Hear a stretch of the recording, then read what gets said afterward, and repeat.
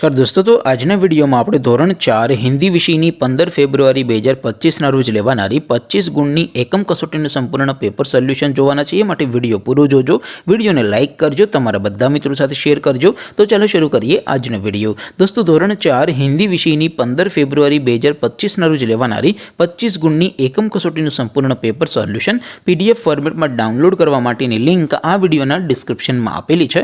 તેના પર ક્લિક કરીને તમે ક્વેશ્ચન પેપરની અને તેના સંપૂર્ણ પેપર સોલ્યુશનની એમ બંને પીડીએફને સૌથી પહેલાં ડાઉનલોડ કરી શકો છો। અથવા તો દોસ્તો, પેપર સોલ્યુશનની પીડીએફ ડાઉનલોડ કરવા માટે તમારે ગૂગલ ઉપર સર્ચ કરવાનું છે www.mygkguru.in। આ વેબસાઇટ તમે સર્ચ કરશો એટલે જે પહેલી લિંક આવશે એના ઉપર તમારે ક્લિક કરવાનું છે। જેવું ક્લિક કરશો એટલે સોલ્યુશન માટેની mygkguru.in આ વેબસાઇટ ઓપન થઈ જશે। વેબસાઇટ ઓપન થયા પછી તમે સ્ક્રોલ કરીને થોડાક નીચે જશો તો ત્યાં તમને એકમ કસોટીના સોલ્યુશન માટેના ધોરણ વાઇઝ લીલા રંગના બોક્સ જોવા મળશે। દોસ્તો, અહીંથી તમે કોઈ પણ ધોરણની બધા જ વિષયોની એકમ કસોટીના ક્વેશ્ચન પેપર અને તેના સંપૂર્ણ પેપર સોલ્યુશનની પીડીએફને સૌથી પહેલાં ડાઉનલોડ કરી શકો છો। જેમ કે દોસ્તો, અત્યારે હું ધોરણ 4 માટે ધોરણ 4 વાળા પહેલા બોક્સ ઉપર ક્લિક કરીશ। જેવું ક્લિક કરશો એટલે નવું પેજ ઓપન થશે।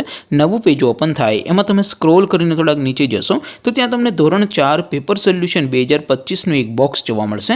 જેમાં દોસ્તો નીચે લખેલું છે ધોરણ 4 હિન્દી પેપર। તેની સામે ડાઉનલોડ બટન છે, તો એ ડાઉનલોડ ઉપર ક્લિક કરશો તો ધોરણ 4 હિન્દી વિષયની એકમ કસોટીનું પ્રશ્નપત્ર પીડીએફ ફોર્મેટમાં ડાઉનલોડ થઈ જશે। તેની નીચે લખેલું છે ધોરણ 4 હિન્દી સોલ્યુશન। તેની સામે પણ ડાઉનલોડ બટન છે, તો એ ડાઉનલોડ ઉપર ક્લિક કરશો તો ધોરણ 4 હિન્દી વિષયની એકમ કસોટીનું સંપૂર્ણ પેપર સોલ્યુશન પીડીએફ ફોર્મેટમાં ડાઉનલોડ થઈ જશે। તો દોસ્તો, આવી રીતે તમે ધોરણ 4ના બધા વિષયોની એકમ કસોટીના ક્વેશ્ચન પેપર અને તેના સંપૂર્ણ પેપર સોલ્યુશનની પીડીએફને www.mygkguru.in આ વેબસાઇટ પરથી ડાઉનલોડ કરી શકો છો। તેમ છતાં કોઈ ક્વેરી હોય, કોઈ પ્રશ્ન ન સમજાતો હોય તો નીચે કોમેન્ટ કરીને પૂછી શકો છો। અધરવાઇઝ આપણે નવા વિડીયોમાં મળીશું, ત્યાં સુધી રજા આપો।